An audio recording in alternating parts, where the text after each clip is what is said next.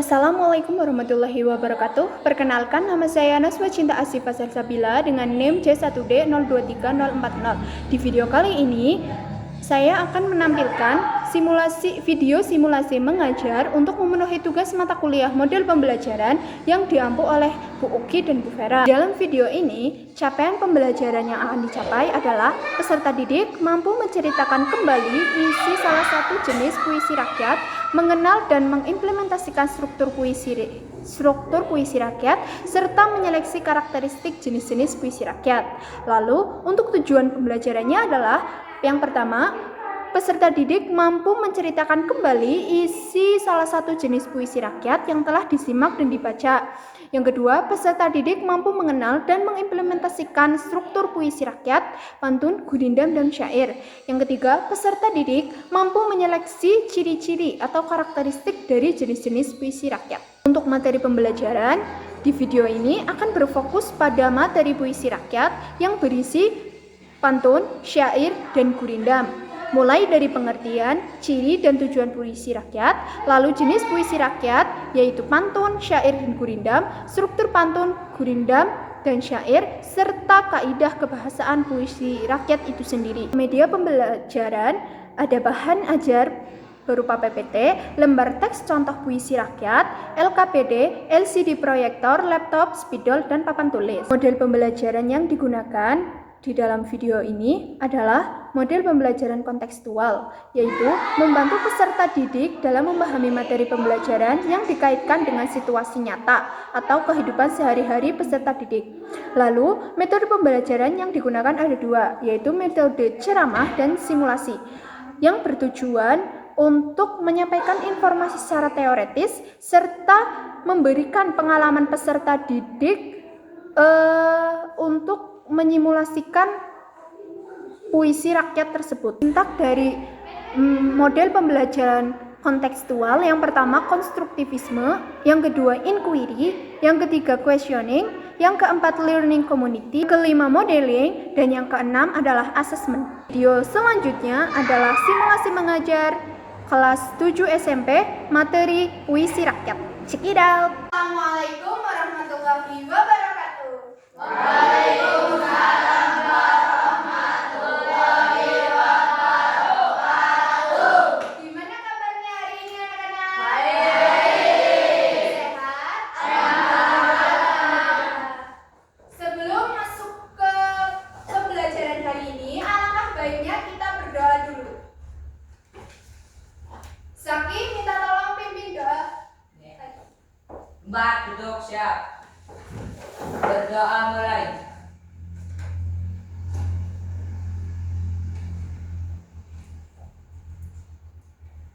Doa selesai. Nah, hari ini siapa yang tidak berangkat? Kenapa? Ada yang tahu? Semoga kalau misal Hafiz sakit diberi kesembuhan ya. Nah, materi hari ini adalah puisi rakyat. Ada 3 tujuan pembelajaran yang akan dicapai. Yang pertama, peserta didik mampu menceritakan kembali isi dari salah satu jenis puisi, yaitu pantun, syair, atau gurindam yang telah disimak dan dibaca. Yang kedua, peserta didik mampu mengenal dan mengimplementasikan struktur jenis puisi rakyat. Yang terakhir, peserta didik mampu menyeleksi ciri-ciri dari jenis-jenis puisi rakyat. Apakah di sini ada yang pernah membaca atau mendengar puisi rakyat? Apa itu?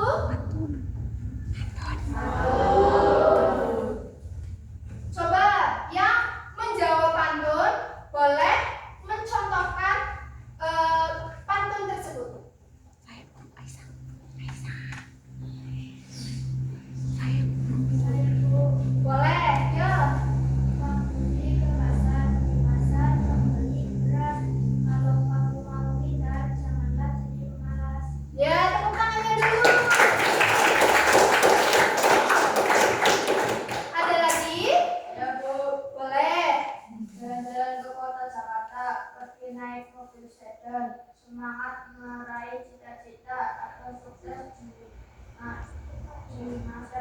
Ya, tepuk tangannya. Nah, itu adalah salah satu contoh dari puisi rakyat berjenis pantun. Masuk ke materi ya. Yang pertama, pengertian puisi rakyat. Puisi rakyat adalah puisi yang berkembang pada masyarakat tradisional secara lisan, memiliki aturan-aturan yang mengikat dan mengandung nasihat atau pesan yang ingin disampaikan. Puisi rakyat juga disebut dengan puisi lama karena ada aturan yang harus dipatuhi, yaitu jumlah suku katanya harus berapa, jumlah baris setiap baitnya berapa, jumlah rima yang digunakan berapa. Nah, selain itu harus ada pesan yang ingin disampaikan. Tujuan puisi rakyat sendiri untuk memberikan nasihat yang mendidik, mengajak pada kebaikan, melarang melakukan suatu keburukan, memprotes ketidakadilan, dan menghibur pembaca. Nah, lalu ada ciri-ciri puisi rakyat. Yang pertama, disebarluaskan lewat mulut ke mulut atau lisan secara turun-temurun. Jadi dari nenek moyang sampai sekarang itu diwariskan secara turun-temurun. Yang kedua, tidak diketahui siapa pengarangnya. Kalau pantun, puisi sekarang itu memiliki penulis, nah puisi rakyat zaman dulu tidak memiliki penulisnya siapa atau pengarangnya siapa. Yang terakhir, memiliki aturan yang terikat seperti jumlah suku kata tiap barisnya berapa, jumlah baris tiap baitnya berapa, jumlah bait dan rima yang digunakan harus bagaimana. Sampai di sini ada yang ingin ditanyakan terlebih dahulu? Oke, kita lanjut ya. Lanjut, di sini ada jenis-jenis puisi rakyat. Puisi rakyat itu ada 3. Yang pertama pantun, gurindam, dan syair. Pantun adalah jenis puisi rakyat yang berasal dari Melayu. Tiap baitnya terdiri dari 4 baris dengan rima A, B, A, B. Maaf ya. Nah, ciri dari pantun yang pertama, tiap bait terdiri dari 4 baris. 1, 2, 3, 4. Lalu, tiap baris terdiri dari 8 sampai 12 suku kata. Contohnya, mentari pagi bersinar cerah. Mentari pagi bersinar cerah. Lalu, baris 1 dan 2 sebagai sampiran, sedangkan baris 3 dan 4 sebagai isi.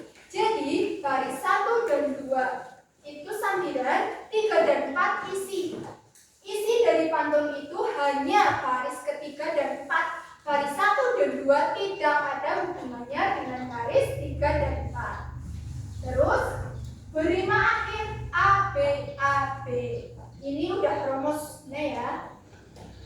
Lalu yang kedua, gurindam. Gurindam adalah jenis puisi rakyat yang dibawa oleh orang-orang Hindu yang tiap baitnya hanya terdiri dari 2 baris. Kalau pantun 4 baris, gurindam hanya 2 baris. 1, 2. Ciri dari gurindam yang pertama, tiap bait hanya terdiri dari 2 baris. Tiap baris terdiri dari 10 sampai 14 suku kata. Baris 1 dan 2 membentuk kalimat majmuk yang memiliki hubungan syarat atau sebab akibat. Yang keempat, baris 1 berisi syarat, sedangkan baris 2 berisi jawaban. Jadi kalau gurindam, baris pertama itu syaratnya atau sebabnya. Nah, baris kedua adalah akibat dari syarat tersebut. Kemudian berupa nasihat, petunjuk, filosofi hidup maupun kata-kata mutiara. Dan yang terakhir, berima akhir A. Sama seperti pantun, ini sudah menjadi rumus.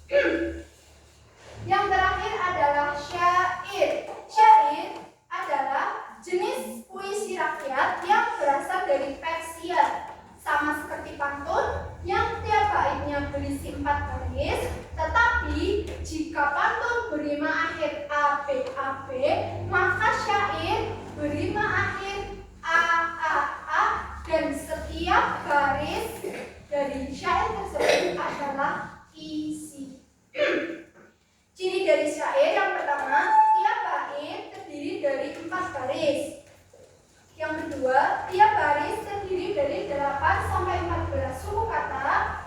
Yang ketiga, semua baris merupakan isi syair, berima akhir a, dan menggunakan bahasa kiasan atau bahasa yang indah. Kata yang bukan memiliki makna yang sebenarnya. Nah, sampai sini untuk struktur puisi rakyat, ada yang ingin membacakan?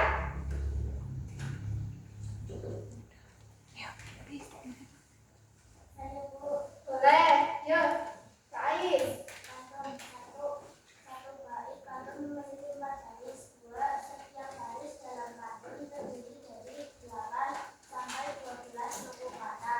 3. Baris 1 dan 2 merupakan sampiran yang menjadi pembuka pantun dengan 5 AB. Sampiran tidak harus berkesinambungan dengan baris berikutnya. 4. Baris 3 dan 4 merupakan isi pantun yang berlima AB. Isi pada bait 3 dan 4 berbentuk kalimat kapsulok. 5 baris 1, 2, 3 dan 4 pada tiap bait pantun membentuk 5 AB. Dan terakhir menggunakan kalimat perintah.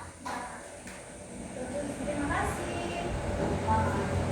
Terus, struktur puisi rakyat yang kedua yaitu gurindam. Ada yang ingin membacakan? Ayo, Boleh. satu bait gurindam memiliki 2 baris yang saling berhubungan. 2. Tiap baris gurindam terdiri dari 10 sampai 14 kata. 3. Baris 1 merupakan syarat dan juga baris 2. 4. Baris 2 merupakan jawaban atau akibat dari baris ke-1.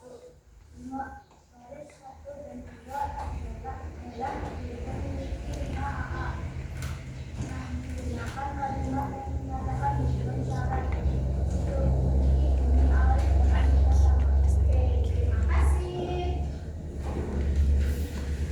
Yang selanjutnya, struktur puisi rakyat syair. Ada yang ingin membacakan lagi? Boleh, silakan. Satu bait syair memiliki 4 baris yang saling berkaitan.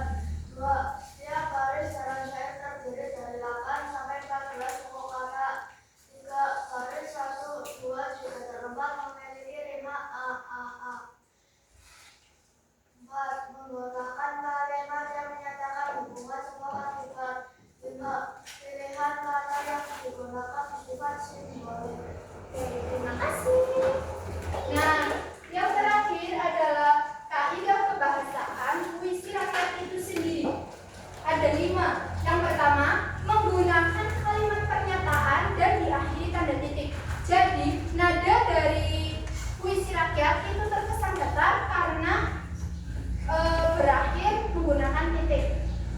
Yang kedua, menggunakan kalimat perintah seperti imbuhanlah dan kan, diawali kata ayo, mari, jangan, atau dilarang, serta diakhiri tanda seru. Yang ketiga, menggunakan kalimat saran seperti seharusnya, sebaiknya, hendaknya, dan sebagainya. Lalu, menggunakan konjungsi sebab akibat, syarat, dan tujuan. Dan yang terakhir, menggunakan kalimat majemuk. Sampai di sini ada yang ingin bertanya? Nah, kalau nggak ada, biar ibu yang tanya. Pertanyaannya, apa perbedaan pantun dan syair? Saya Bu. Boleh, yuk Mas Aki. Pantun pantun bersajak AB, kalau syair bersajak A. Yeay, tepuk tangannya dulu.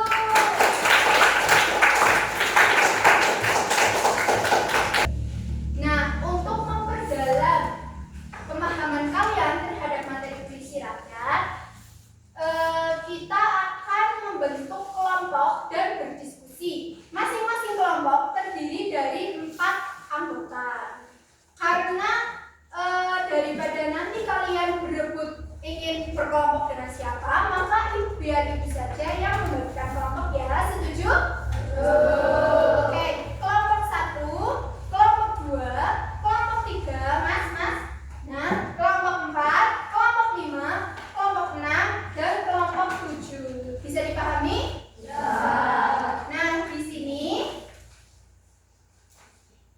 secara berkelompok kalian akan membacakan jenis puisi rakyat, entah itu pantun, syair, atau gurindam.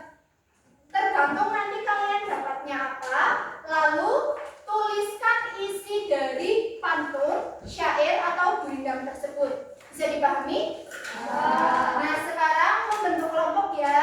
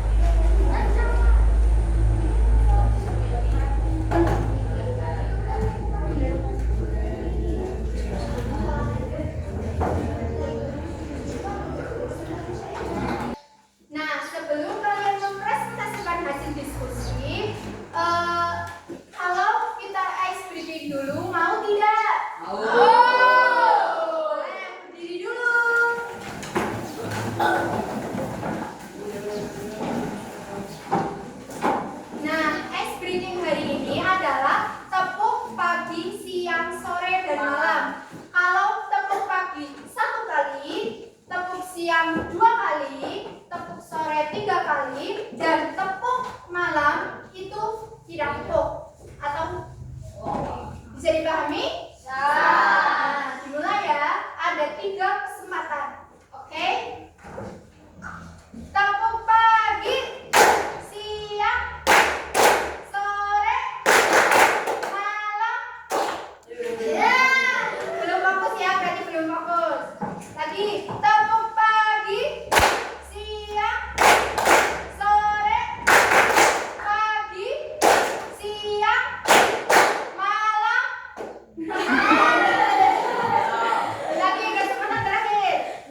Tepuk siang, sore, pagi, siang, pagi, siang, malam. Yeay. Oke, silakan kembali.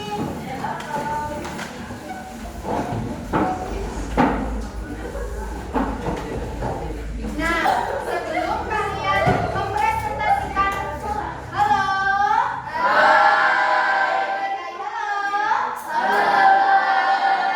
Nah, sebelum kalian mempresentasikan hasil diskusi kalian, Ibu akan menyimulasikan cara membaca pantun, syair, dan gurindam. Diperhatikan dan disimak dengan baik ya.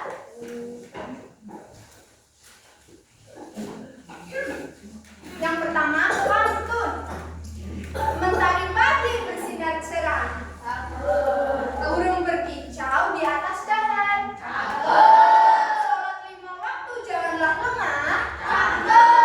Itulah kunci penuh keberkahan.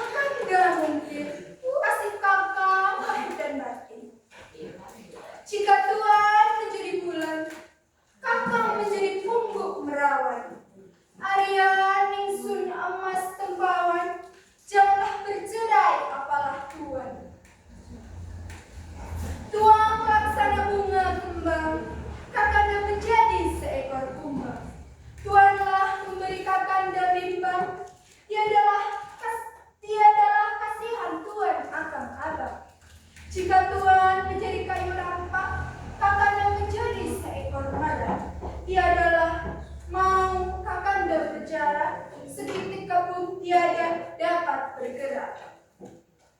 Yang terakhir adalah gurindam. Hormati orang tua setiap saat. Itulah tanda anak yang hebat.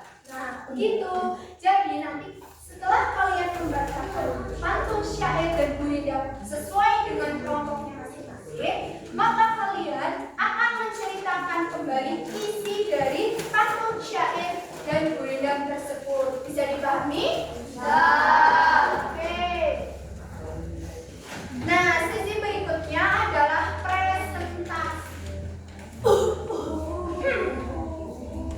Kelompok yang akan presentasi duluan adalah kelompok 1. Silahkan maju.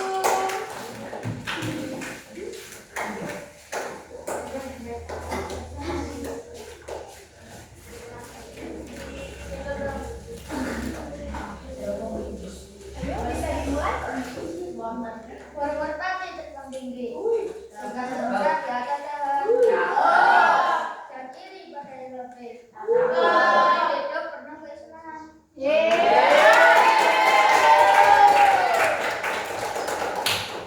isi.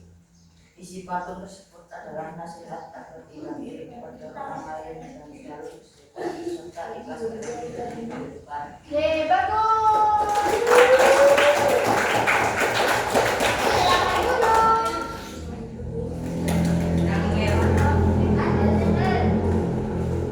Nah, kelompok berikutnya adalah kelompok 3. Silakan maju.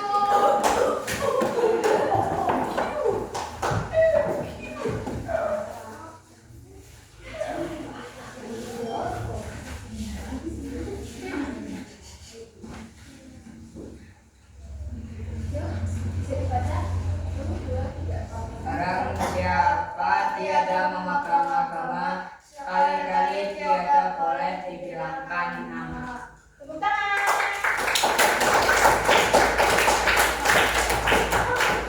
Isi gurindam tersebut adalah seseorang dianggap tidak memiliki arah hidup dan tidak mendapat tempat atau nilai di mata masyarakat maupun Tuhan.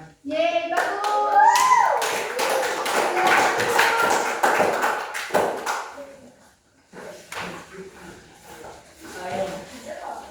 Kelompok selanjutnya adalah kelompok 5. Silakan maju.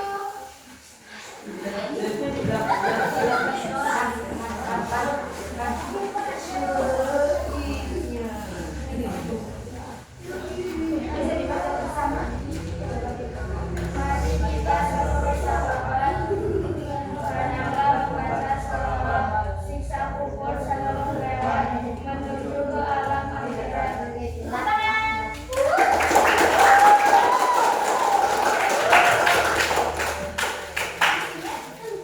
Isi syair tersebut adalah anjuran untuk memperbanyak membaca selawat sebagai bentuk ibadah karena selawat dapat menjadi penyelamat dari siksa kubur dan membantu manusia dalam perjalanan menuju alam akhirat.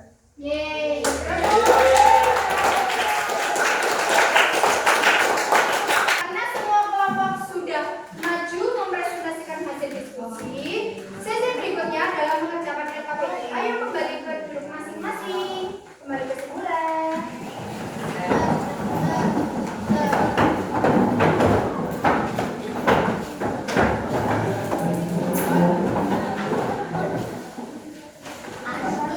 Sudah siap?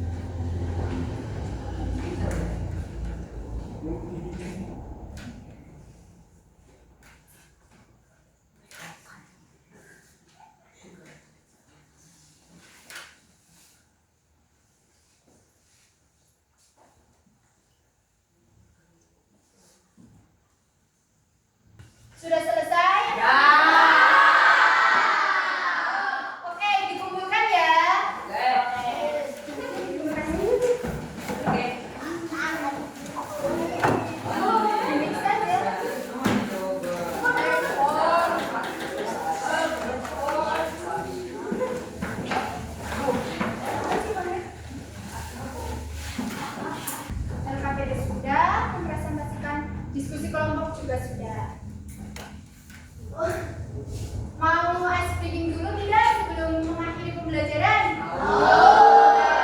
Berdiri lagi.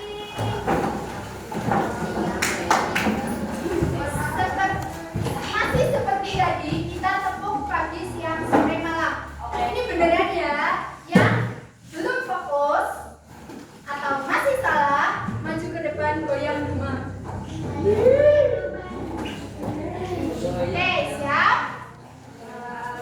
Tepuk pagi, siang, sore, malam.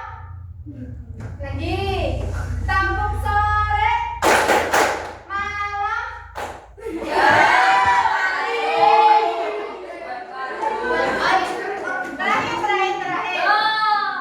Tepuk pagi, sore, pagi, sore, siang, pagi, malam.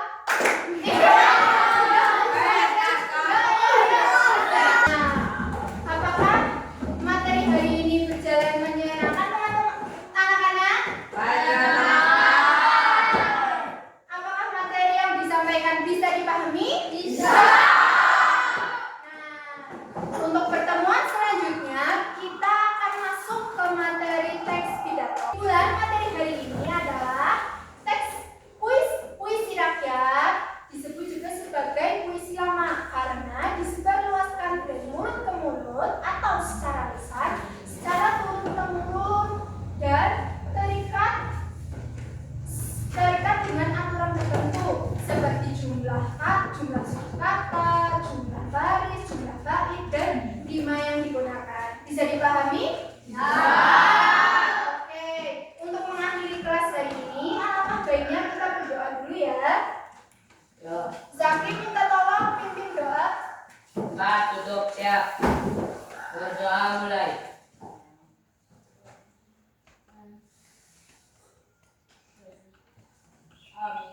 Berdoa selesai.